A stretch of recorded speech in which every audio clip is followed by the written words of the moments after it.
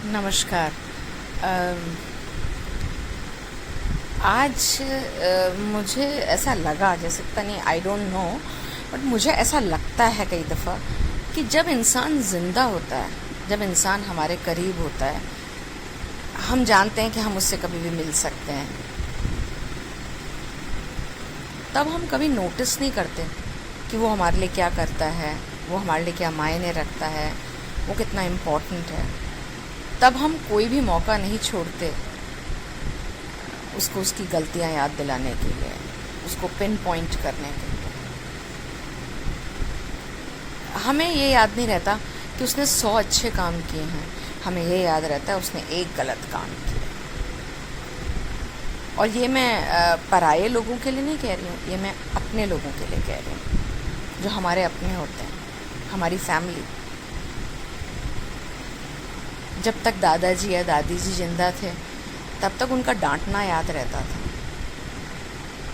और उन्हें ये कहना कि आप हमेशा मुझे टोकते रहते हो, मेरी मर्जी आएगी जो करो। चाहे वो दादा दादी हों, चाहे मम्मी पापा हों, चाहे वो कोई भी घर का रिश्ता हो, या कोई दोस्त हो, या कोई टीचर हो, हम कभी भी ज़िंदा आदमी को 100% एक्सेप्ट नहीं करते।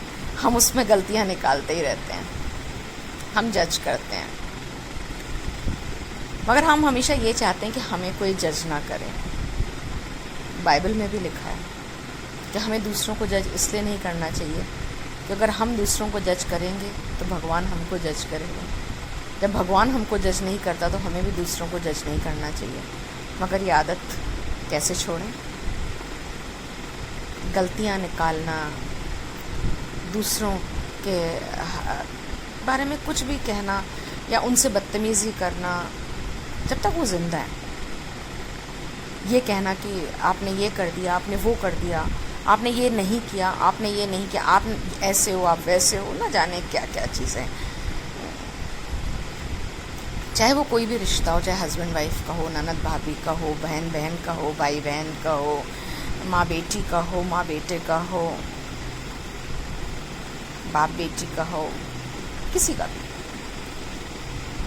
मगर जब वो लोग ज़िंदा नहीं रहते, जब वो लोग चले जाते हैं और हम उन्हें एक फ्रेम में लगाकर घर की दीवार पे लगा देते हैं, तब हम अक्सर उनसे बात करते हैं और कहते हैं आप कितने अच्छे थे, मुझे आपकी बहुत याद आती है, आप वापस आ जाओ। ये सब कुछ हम करते हैं, और मैंने अक्सर ऐसा देखा है, महसूस किया है, और मैंने गए हुए लोगों को के लिए उन लोगों को भी रोते हुए देखा है जिन लोगों ने उन्हें जीते जी कभी चैन से नहीं रहने दिया, और उनके जाने के बाद उनके लिए बहुत दुखी होते हुए देखा है, उनको याद करते हुए देखा है, हर समय ये कहते हुए देखा है, अगर आप होते तो ऐसा नहीं होता, आप होते तो ऐसा नहीं होता, आप होते तो मुझे कितना प्यार करते, मुझे आपकी बहुत याद आती है, आप वापस आ जाओ।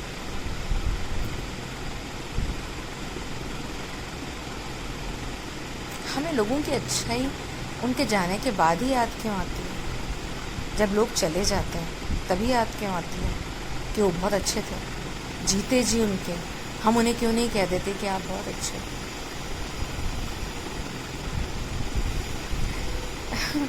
मैं अक्सर इस बात पर सोचती हूँ, मैं जीते जी क्यों नहीं कह देते हो कि I love you, I am going to miss you, please don't go, आप बहुत अच्छे हो? क्यों नहीं कह देते? नहीं कहते हैं ना। अक्सर मैं ऐसा सोचती रहती हूँ, और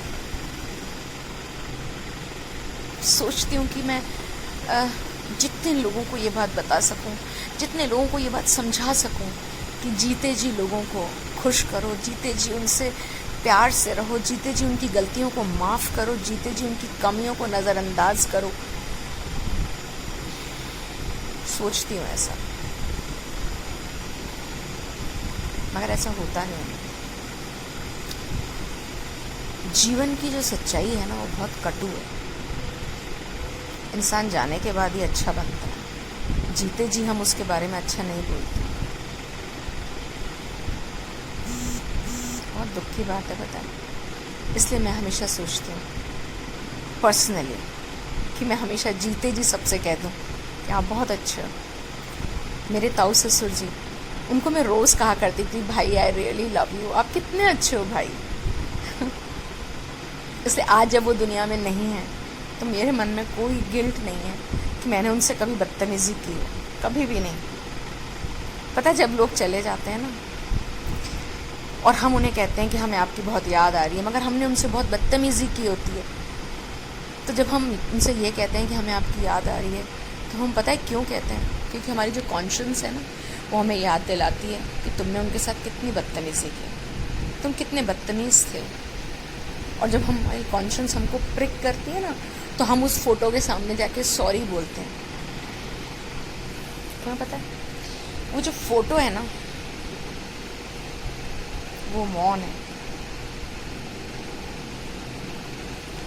मौन स्वीकृति भी हो सकती है और मौन का मतलब ना भी हो सकता है, और मौन का मतलब कुछ भी नहीं हो सकता है। आई डोंट नो कि वो तस्वीर को देखकर जब ऐसे लोग माफ़ी मांगते हैं तो क्या उनके अपने उन्हें माफ़ कर देते होंगे। मैं अपने ससुर जी को भी रोज़ कहा करती थी, पिताजी आई रियली लव।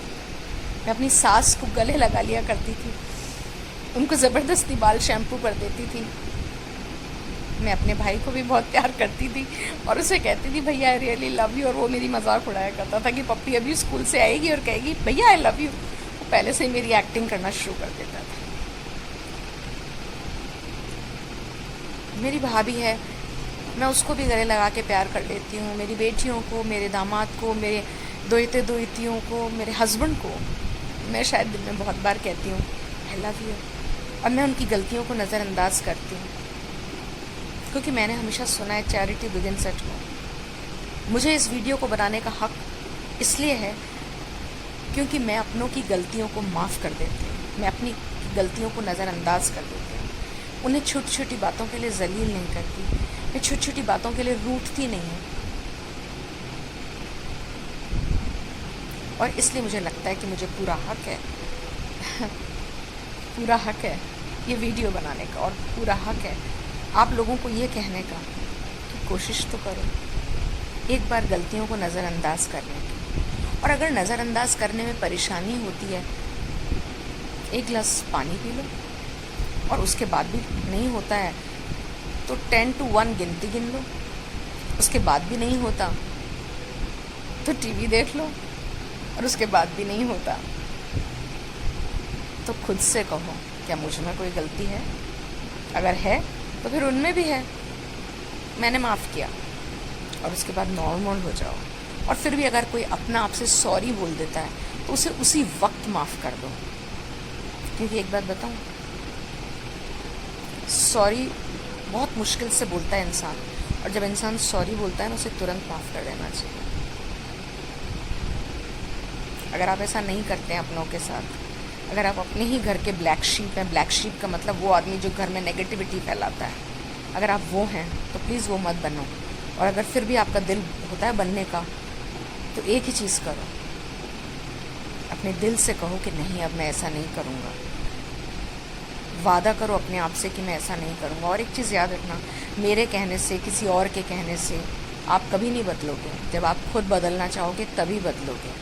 और बदलने में कठिनाई हो ना, दिल नहीं माने तो कहना मैड हार्ट बी ब्रेव, सुधर जाओगे। समय रहते पछतावा नहीं रहना चाहिए बाद में।